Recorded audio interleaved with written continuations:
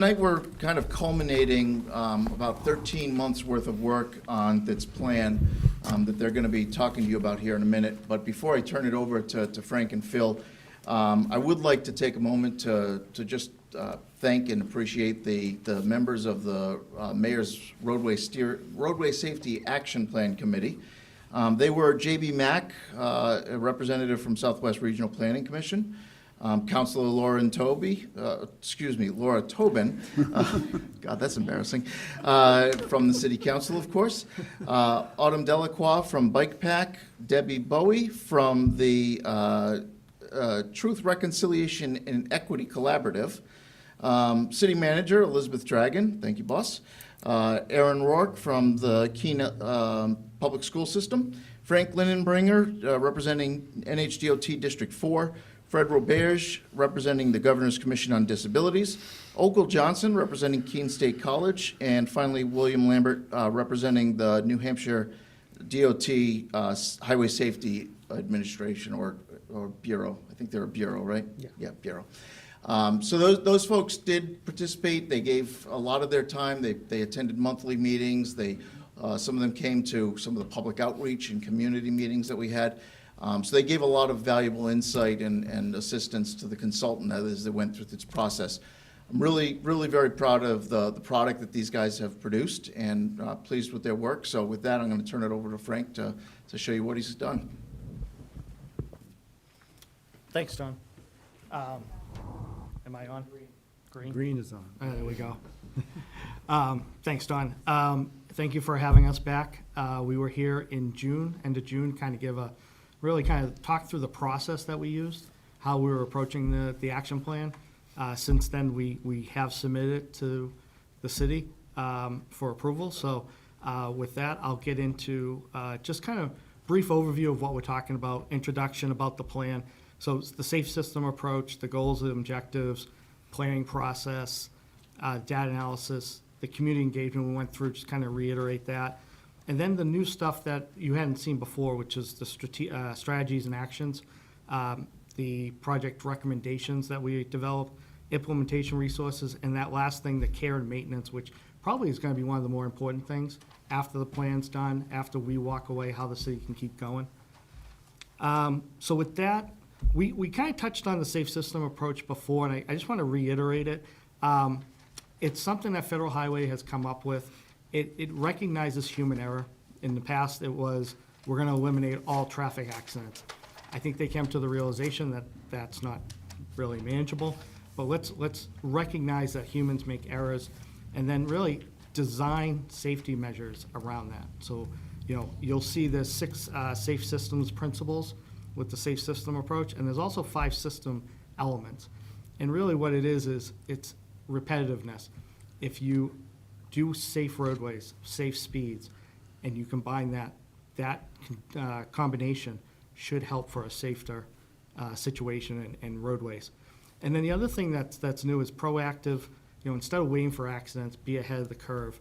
And shared responsibilities. It's not just one group, it's everyone. It's public, it's city officials, it's state officials. So just kind of really emphasize where that's coming from. And then the plan itself, the goal and objectives that the committee that Don had mentioned, it looked at what the DOT had developed for the strategic highway safety plan and kind of actually moved it up a little. We talked about number of fatalities and serious injuries, and the goal is in 2035 to have 50% reduction. And then actually in 10 years later, work towards 0. So that's an ambitious goal, but with the action plans that's out there and the strategic projects, we can see how this is going to work. The objectives, preventing crashes for fatalities and serious injuries. That's really where we want to head. You're going to promote the safe system approach, like I said. But the other thing is engage partners and the public. So it's a combined, like we talked about, a shared responsibility. And then the planning process that we went through. We talked about the committees that we had. We engaged the local leadership with Keene and outside. And then the other thing we looked at was really the statewide safety initiatives. So New Hampshire DOT has developed a strategic highway safety plan. So every 5 years, and one of the things we wanted to make sure of is it works together with the state's objectives. So what's on the screen is, in the right side, is critical emphasis areas. Our plan aligns with that. So emphasis areas are intersections, older drivers, speeding. So we wanted to make sure that we aligned the plan accordingly so it could work together. And then adopt the safe system approach that we talked about. And then really the committees, Don mentioned the roadway safety plan committee, but we also had the technical advisory committee that we met with. You know, those two different organizations really helped form the plan beyond just meeting with the public. So it was a real good process, a lot of good input there that really kind of set up where we were headed. The data analysis, so we get our data from the New Hampshire motor vehicles. So we looked at 10 years of data. We recognized it was about 4,500 crashes in Keene, but only about, I wouldn't say only, 12% resulted in fatal, serious, and minor injuries. Looks small, but actually it's a big number. You know, you really want zero. But one of the big things that came out of our analysis was 68% occurred at intersections. And why that's important is your vulnerable users, your walkers, your bicyclists, you know, your conflicts with cars are at intersections. So by cutting those down or looking at improving, and that could be as simple as lighting, as much as education. Doesn't have to be physical projects, but, so we did a data analysis there. On the right-hand side, just not to get too much in the weeds, but we looked at a high injury network, which is basically roadway segments, and there's 15, we did the top 15 that had a higher rate of serious injuries or fatalities from the city. So it just kind of gave us areas to look at in a little bit more detail. And then Phil joined me here. Community engagement, really, Phil spearheaded that. We did the project website, which got the information out. The online survey, we had over 500 respondents. I think we had over 1,500 comments and pins of improvements. So a lot of information came in, which was great because we talked about the data analysis and we wanted to be proactive. We were looking at crashes, the online survey, the public meetings that we had, and then all the other stakeholder meetings gave us other ways to look at if something isn't coming up with the data analysis. Why is that? Is there a street that is dangerous or feels to be dangerous or unsafe, but no one travels it, so you don't have accidents? So that's kind of where that comes in. And it's kind of a holistic approach there. And then really taking the public, taking the crash analysis, and really coming in and developing strategies and actions. So of the program, of the plan that we had, there was 5 strategies that kept coming up and repetitive. Was improve safety for non-motorized road users, your bicyclists, your pedestrians, enhancing lighting and signing, reduce conflicts and intersections, and kind of worked with what we found with the data. You know, there was a lot of accidents, 68% of crashes were at intersections. Speed management, as you can imagine, was one. And then the other thing with plans, policies, and the program, education, and multi-jurisdictional coordination. So what that does is we looked at the complete streets that Keene had developed, the plan there. We looked at programs that Keene had established. And really, where could it be aligned with the safe system approach and with this plan? So we had offered some suggestions and try to utilize that. So we wanted to add that to the plan, especially education. Sometimes that gets missed. I think Keene does a great job with social media, and I think if adding that to it, you know, you have a lot of roundabouts, you have a lot of improvements going on, so that keep going. And then taking that information and developing project recommendations. Phil helped develop this evaluation criteria. We had over 190 projects recommended, or project that were developed from all the input that we got. So, which is quite a big list to go through, but it really developed a diverse group of bicycle roadway improvements. It wasn't for one location or for one aspect. It really included everything.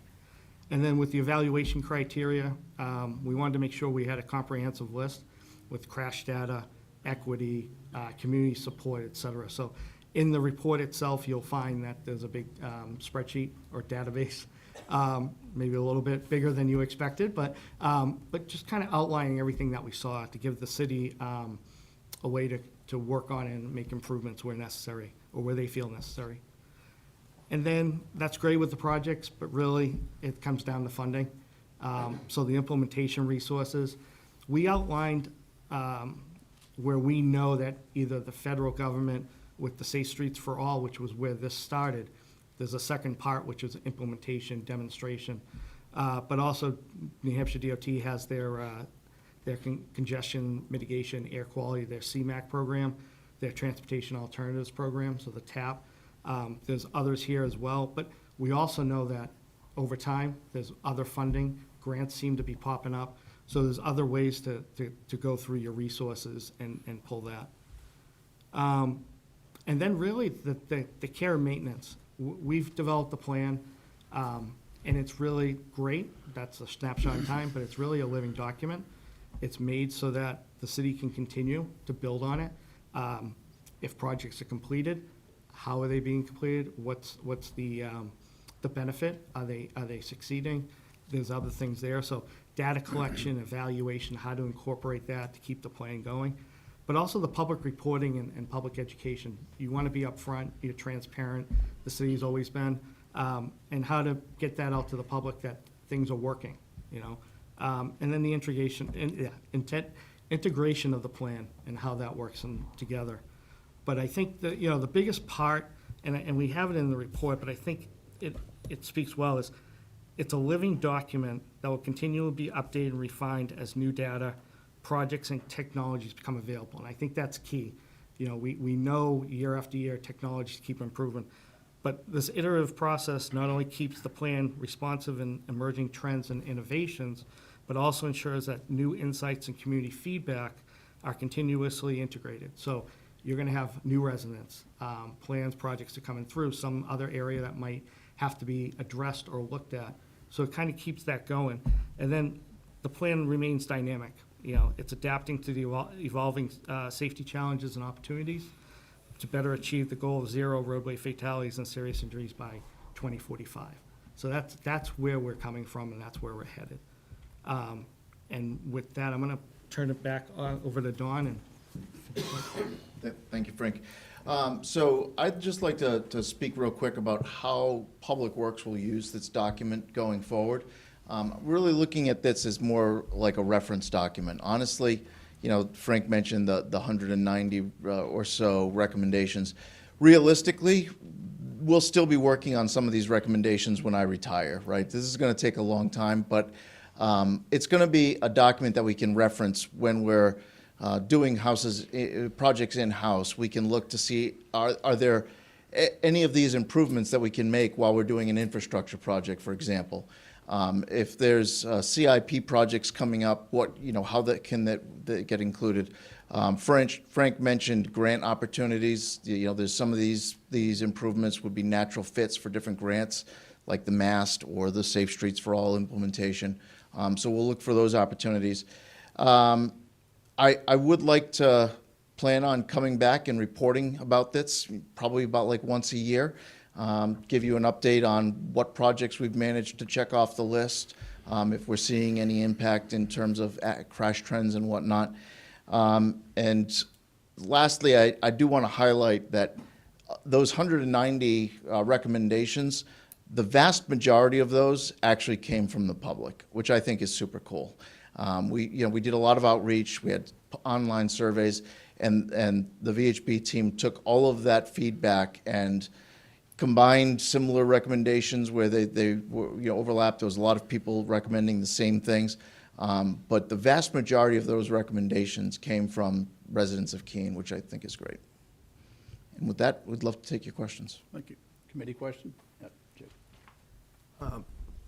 Thank you, Mr. Chair. I have a comment and then a question. First of all, I did read through the whole draft plan. It was a lot of information to take in 48 hours, but one of the things that stuck out to me was that I totaled up 42% of the either fatal, serious, or minor injury crashes being directly related to driver behavior. So whether that was impaired driving, speeding, or distracted driving. It's a conversation that we have had a lot at this committee lately, but there's a real significant education component to this and an awareness component. And, that's the job of city staff, but I think it's the job of all of us in the community to, hold each other accountable for our behaviors in the car. It was a sobering number to see that, we can, I think it was the Public Works Director that said earlier this summer that there's no engineering solution to human behavior, right? And so these projects will help one kind of traffic problem, but the driver behavior issue remains. And so I was happy to see the emphasis on education here. My question is, and I have a specific question, but it is kind of more general as well. I'll just ask it and then you'll see what I mean. So one of the recommendations was limiting the right turn on red opportunities in Keene. And I looked through the plan and I didn't necessarily see any granular data about if, how many crashes we could tie to a right turn on red. And I wonder if granular data either for that, which is the specific part, or more generally is available, not in, I don't want a million appendices to this plan, but somewhere else. Why don't you take that one? Yeah. When crashes are recorded, either the state or the city, police officers fill out the crash reports.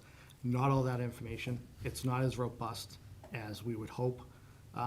That's one thing that has been noted while we went through this process of how crash data can be reported a little bit more accurately or a little bit more content for such. One of the things that we don't have access to is the type of crash, whether it's a rear end or a side swipe. That's in the crash report, but we don't get that. We get the database. We'd have to request all the crash reports and have it redacted. So unfortunately, I wish we could have that data.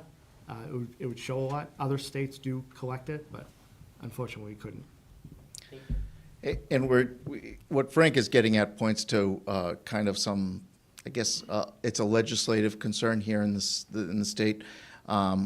Yeah, I understand the privacy concerns for sure, but at the same time, the Department of Safety has this database of information that would really help practitioners in the field save lives, but state law doesn't allow them to share it with us, and that is problematic. I think everybody in DOT understands the issue, but it's going to take a legislative